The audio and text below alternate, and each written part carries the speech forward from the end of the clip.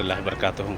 अल्हम्दुलिल्लाह इस वक्त मैं मदीना मुनव्वरा में हूँ और बहरहाल उस मस्जिद पे आया हूँ कि जिस मस्जिद को जहाँ पर नमाज सुबह का हुक्म जारी हुआ है।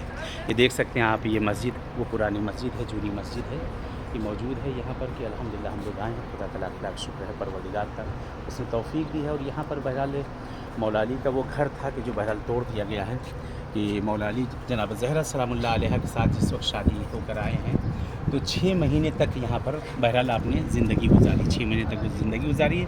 सामने मस्जिद क़ुबा है, मस्जिद क़ुबा और दोनों के बीच में ये जगह थी जो तोड़ दी गई है।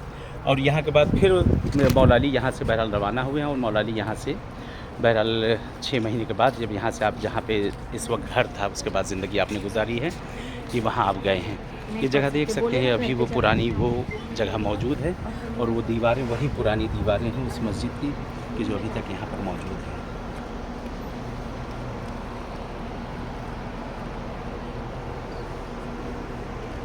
जिसकी नमाज हो गई आता जाए।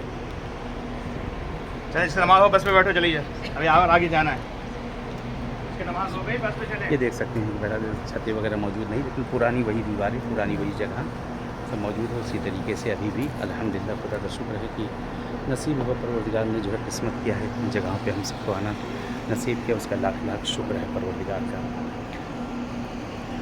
चलिए बहरहाल इजाज़त चाहते हैं, जैसे इन मकामात पे इंशाल्लाह कहीं ना कहीं मुलाकात होती रहेगी। दुआ में याद रखिएगा, इल्तिमास से दुआ। अस्सलामु अलैकुम व रहमतुल्लाहि व बरकातुहू।